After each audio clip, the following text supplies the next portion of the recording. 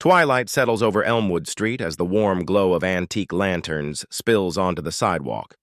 Through the large plate glass windows of La Petite Table, the soft hum of conversation mingles with the clink of wine glasses and the low sizzle of garlic hitting a hot skillet. Inside, dark cherry wood floors gleam beneath the light of wrought iron chandeliers, and tables dressed in crisp ivory linens are dotted with flickering votive candles. A verdant wall of potted herbs, basil, thyme, rosemary, fragrantly perfumes the air, weaving promise of the house's celebrated farm-to-table cuisine. At the entrance, a young hostess pauses in her smooth black dress to greet the evening's guests. The bell over the door rings again, and in steps our protagonist, Marcus Hayes, his polished Oxford shoes whispering across the threshold. He carries a slim leather portfolio, its edges softened by travel, and wears a tailored navy blazer over a light gray dress shirt, the top button left casually undone. His posture is upright but relaxed, conveying both confidence and ease. As Marcus approaches, the hostess's practiced smile brightens. She offers him a welcoming nod and gestures toward a table by the window where the last rays of sunset filter through sheer curtains. He follows her through the narrow aisle between tables, passing diners mid-bite, an elderly couple sharing a risotto, a young family laughing over raw-bar oysters, a pair of college friends clinking glasses of rosé. Each nods politely, reflecting the restaurant's reputation for warmth and hospitality. She seats him at the polished walnut table, setting down a menu printed on heavy cream stock. The menu's hand-lettered headings, starters, mains from the hearth, evoke rustic charm. As Marcus settles into the high-backed chair, the hostess places a folded napkin on each lap and pours a small carafe of still water. The water's pale clink against the glass tableware sounds almost musical in the quiet bustle. Behind him, the open kitchen window frames the head chef, Chef Anaïs Dubois, sprinkling finishing herbs onto a steaming bowl of bouillabaisse.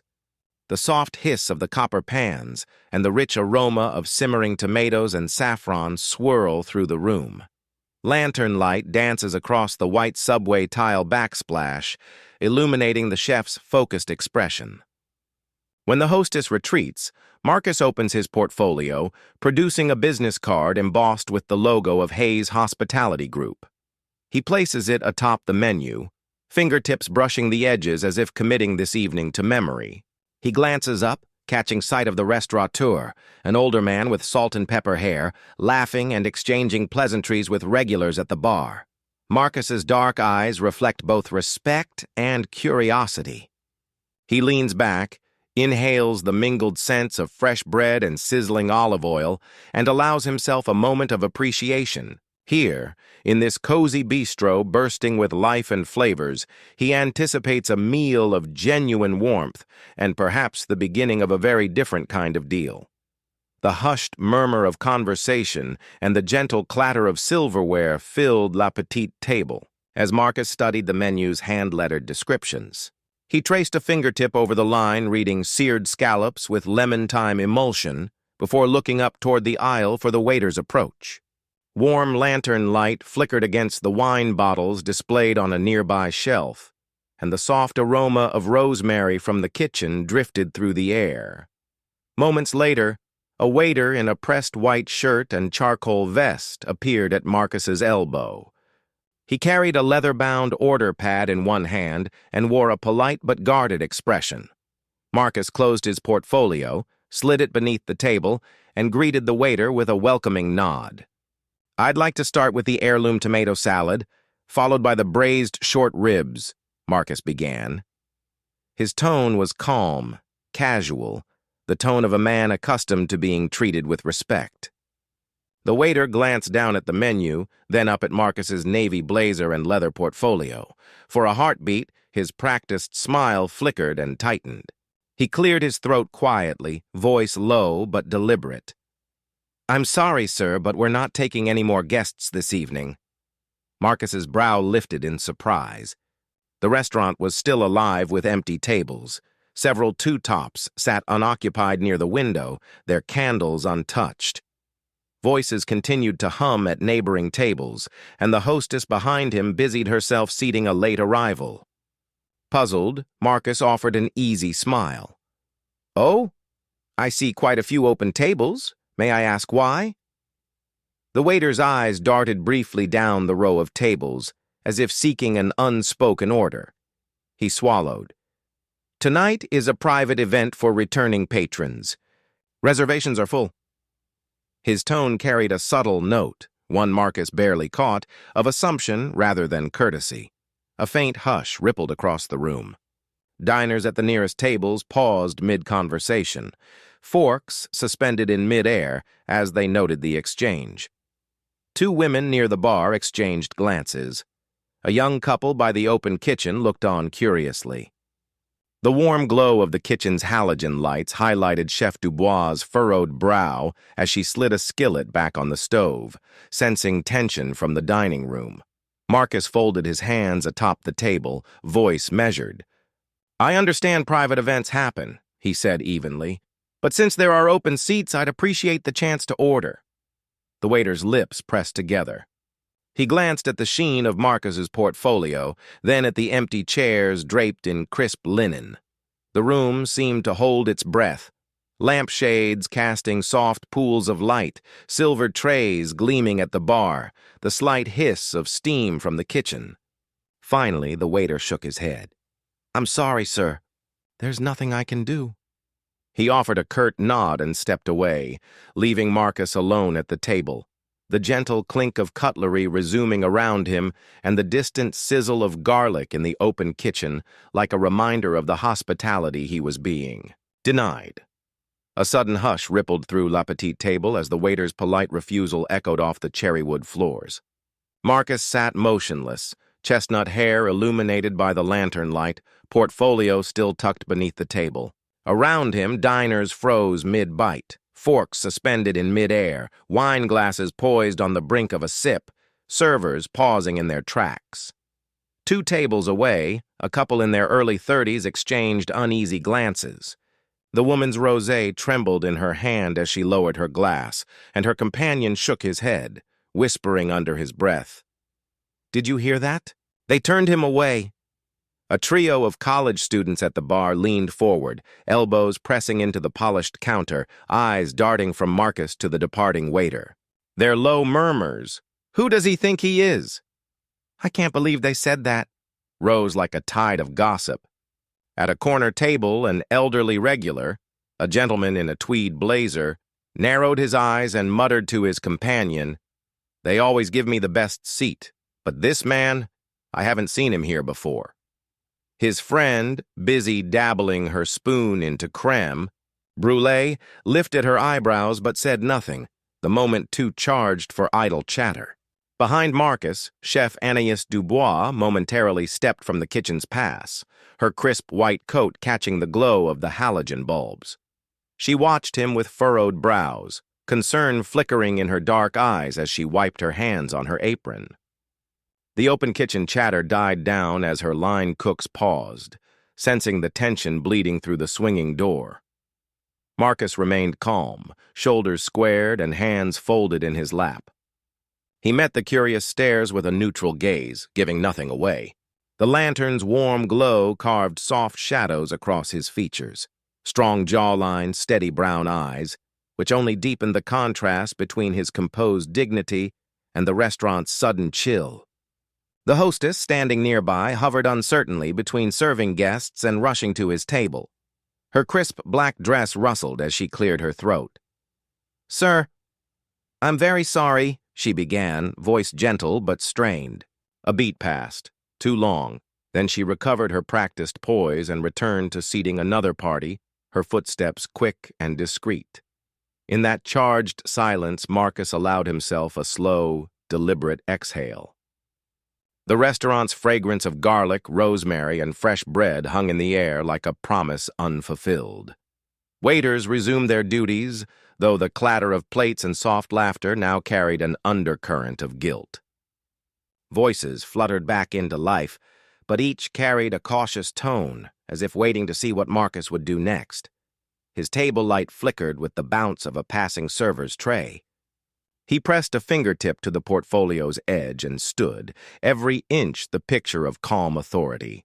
Lanterns caught the shine of his polished shoes as he stepped toward the door, the soft murmur of the kitchen sighing as though releasing its hold. Outside, the night air awaited him, cool and unjudging, a stark contrast to the warmth he had been denied within. Marcus rose from the mahogany chair with a fluid grace that belied the sting of rejection. The narrow aisle between tables parted before him as if by unspoken courtesy, lantern light glinting on the brass handles of chair backs and the polished edges of wooden floors. He placed the leather portfolio gently on the table, its worn spine a quiet testament to his travels and accomplishments.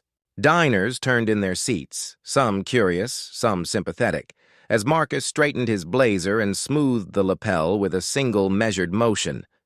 The fragrant haze of garlic butter sauce and fresh basil seemed to cling in the air, but he walked on, unfazed by the sudden hush. His polished Oxford shoes made no exaggerated sound. Each heel whispered across the tile, a steady counterpoint to the soft hum of the kitchen's exhaust fan.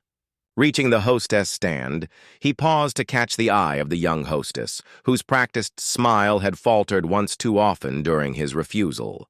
He offered her a slight nod, neither apology nor triumph but a recognition of the moment's tension, before stepping through the swinging half-doors into the restaurant's vestibule. The scent of fresh rain drifted in from the open door, mingling with the warm aromas behind him. Outside, a cool autumn breeze carried the city's distant murmur, a passing taxi's horn, the clang of a late-night cafe sign down the block, the gentle swish of leaves skittering along the sidewalk. Marcus reached into his blazer pocket and withdrew his smartphone. With calm efficiency, he tapped a single name in his contacts, Hayes Acquisitions, and held the device to his ear. His voice, when he spoke, was low and confident. "Emma, book me in at La Petite Table this evening. I'll need to see your purchase agreement draft by tomorrow." He listened for a moment as the assistant's eager, "Yes, sir," crackled through the line. A small, knowing smile curved his lips.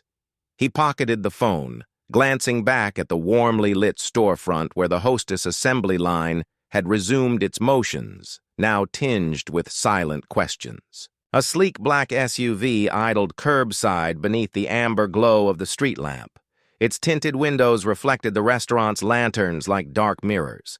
Marcus tapped the driver's window gently. It slid down with a muted hiss to reveal a professional chauffeur offering a gloved hand. Marcus accepted, leaning in to settle into the plush leather seat. He placed the portfolio beside him and closed the door with a soft click. As the SUV pulled away, the restaurant's facade receded in his rearview mirror, its warm glow now a backdrop to his imminent return as owner rather than guest. Inside the vehicle, the quiet rumble of the engine and the soft leather scent felt like a prelude to a very different kind of dinner service, one where he would be the one calling the shots. An hour after Marcus's calm departure, the soft glow of lie. Petite Table's lanterns was joined by the discreet sparkle of polished black SUVs pulling up in tandem at the curb. The kitchen's last embers flickered through the front windows as the restaurant's staff, chef, servers, and hostess gathered at the door to see who would be arriving at this late hour. Under the amber street lamps, the SUV's tinted windows reflected the bistro's warm facade like dark mirrors, and a hush fell over the sidewalk as a cluster of sharply dressed professionals stepped out, briefcases in hand. At the lead vehicle, Marcus emerged in crisp navy trousers and a tailored blazer that caught the lantern light with every deliberate step. His leather portfolio hung from his shoulder, its brass clasp gleaming. A pair of assistants flanked him, one carrying a stack of thick legal envelopes, the other scrolling on a tablet, while uniformed chauffeurs gently moved the velvet rope into place, cordoning off the entrance. The hostess, still in her black dress, looked on in stunned silence as Marcus gave her a nod of polite greeting. Tonight, this table would be his alone. Inside, the lights were dimmed and the tables cleared, save for the ivory linens folded neatly on each chair. Marcus swept past the hostess stand and into the dining room, his footsteps echoing softly on the cherry-wood floor. The soft scent of extinguished candles and lingering rosemary hung in the air like a ghost of the evening's meal. At a long table set for 12, its surface gleaming under the chandeliers, he placed down his portfolio, opened one of the legal envelopes, and slid the purchase agreement across to the restaurant's owner, who had followed him inside in stunned hesitation. The general manager, leaning against the bar, wiped his palm on his vest as he watched Marcus's calm signature ink each page, sealing the transformation of this cozy bistro into a new chapter under Hayes Hospitality Group. The dining room was transformed into a makeshift boardroom, the velvet ropes removed, ambient lanterns dimmed to a soft glow, and a single long table draped in crisp white linen pulled into the center. Marcus Hayes stood at its head, backlit by the golden halo of the foyer light. Around him, his team of sharply dressed executives, legal counsel in charcoal suits, financial officers in tailored blazers, took their places along the table's length. Opposite them, the restaurant's owner and manager hovered nervously, surrounded by stunned servers and the silent, watchful line cooks behind the kitchen pass. On the table lay a sleek mahogany box, its lid propped open to reveal rows of signed documents embossed with Hayes Hospitality's seal. Marcus tapped the top envelope lightly, the soft echo like a gavel in the hushed room. "Gentlemen, ladies," he began, voice calm yet carrying the weight of authority, "this evening I exercised the right of first refusal on La Petite Table. These documents," he swept an arm across the contracts, "transfer full ownership to Hayes Hospitality Group, effective immediately." A collective gasp rose from the staff. The owner's face, normally animated as he welcomed diners, drained of blood. He swallowed hard, eyes locked on the sleek signature line bearing Marcus's name. "Mr. Hayes, I don't understand," he stammered, voice cracking. Why?" Marcus let the question hang a moment before responding with quiet precision. "Last year, you applied for my group's expansion loan. You missed only one minor covenant, a diversity clause in your management training program. When you declined my invitation tonight, I knew the company's values did not align with my own." He gestured toward the general manager, now clutching a reservation book as if it were a lifeline. "We value inclusivity and respect above all. Therefore, I'm honored to welcome you all into our portfolio and to lead a new chapter for this restaurant." The owner's shoulders slumped as he realized the full scope of the takeover. Servers exchanged glances. Some eyes glistened with tears, others widened in disbelief, while the head chef's hands trembled as she set down a tray of untouched amuse-bouches on a side table. Marcus's team moved forward, distributing welcome packets, organizational charts, revised training schedules, and invitations to a staff town hall the next morning. As the room filled with whispered acceptance and reluctant applause, Marcus closed the mahogany box with a definitive snap. "Welcome to Hayes Hospitality, where every guest and every employee is truly valued." In that moment, the bistro's destiny was sealed, not merely as a place to eat, but as a testament to the power of principle over prejudice. The back dining room, once reserved for small private parties, had been cleared of tables and draped in crisp white linens to serve as an impromptu conference space. Lanterns overhead glowed softly, casting a warm, amber light over the assembled team. Servers in charcoal vests, line cooks in spotless white jackets, the hostess clutching her reservation book. A long folding table at the front held a neat stack of glossy binders stamped Inclusion and Excellence Training, alongside flutes of sparkling champagne waiting to be poured. Marcus stepped forward, leather portfolio tucked under one arm, and regarded the room with deliberate calm. The scent of aged oak from the wine racks mingled with the faint aroma of last night's garlic-roasted chicken, a reminder of what they did best. He cleared his throat, voice rich and even. Thank you all for joining me on such short notice. First, let me say this. Your passion for food, your dedication to service, and the warmth you bring to every guest table are exactly why I chose La Petite Table. Heads lifted, uncertain smiles spreading. Servers shifted in their shoes. The head chef, Anaïs Dubois, folded her arms, eyebrows raised but curiosity shining in her eyes. Encouraged, Marcus continued. However, tonight's events revealed a gap between the promise of our cuisine and the practice of our hospitality. Every person who walks through these doors deserves respect and welcome, no exceptions. Prejudice has no place here. He lifted the top binder, its cover catching the lantern light.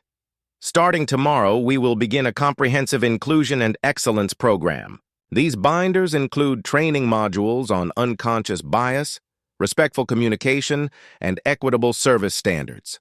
We'll hold workshops with all front-of-house and kitchen staff, and I expect every one of you to participate fully. Our mission is to ensure that every guest and every colleague feels valued from the moment they arrive.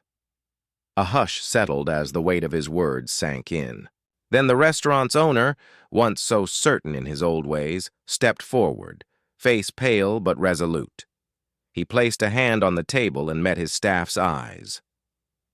"I owe you an apology," he said, voice catching. "I failed to uphold the values this place was built on, and I'm committed to making it right." He extended his hand toward Marcus, who nodded and shook it firmly. A waiter timidly raised a flute of champagne. Marcus smiled and gestured for him to pour. Clinks of crystal followed, gentle, hopeful. Servers exchanged relieved glances. The line cooks let their shoulders loosen. As the first sip of bubbling celebration rose, the team felt something shift. A collective recommitment not just to cooking and serving, but to the dignity of every soul who walked through their doors. And in that glittering toast, La Petite Tableau's true transformation began. A golden morning sun crept through the cafe-style windows of La Petite Table, illuminating freshly polished cherrywood floors and casting gentle patterns across tables now set for service. The air smelled of warm baguette, toasted hazelnut coffee, and dew-softened basil growing in window boxes outside. A crisp breeze drifted in each time the front door swung open, carrying laughter and the distant hum of city traffic. Outside on the sidewalk, a hand-lettered chalkboard sign proclaimed in elegant script, "We're back, and everyone is welcome." Underneath, a small chalk drawing of interlinked hands and a sprig of rosemary promised unity and flavor in equal measure. A group of eager diners, couples, families, business people, gathered by the entrance, chatting brightly as they scanned the menu posted beside the door. Inside, the hostess greeted each guest with a warm smile that reached her eyes. No hesitation, no second glance, only genuine warmth as she led them to tables draped in crisp white linens and set with gleaming silverware, hand-folded napkins, and small bud vases holding a single sprig of fresh thyme. Marcus Hayes stood near the service station, unassuming in a simple gray dress shirt and dark trousers, watching the scene unfold. His leather portfolio was tucked out of sight, replaced by a small stack of freshly baked madeleines cooling on a plate. He exchanged nods with Chef Anaïs Dubois, who stood by the open kitchen pass in her pristine white coat, her eyes alight with pride. Line cooks and servers moved with purposeful grace, their earlier training evident in every courteous word, every attentive gesture. A young couple seated at a corner table leaned forward to ask about the evening's special, a truffle-infused mushroom ragout. The server, voice warm and confident, described its farm-sourced porcini base, the indulgent hint of black truffle oil, and the optional pairing with a 2018 Pinot Noir from the house's new local vineyard collaborator. Their faces broke into delighted smiles as they placed their order. From his vantage point, Marcus watched as a family with two small children arrived next. The parents beamed when they were handed children's menus alongside crayons and coloring sheets featuring the restaurant's herb garden. The children's eyes widened at the promise of kid-friendly caprese skewers, and they giggled in unison. A server crouched to their level, explaining with equal parts enthusiasm and respect how each plate was made from scratch.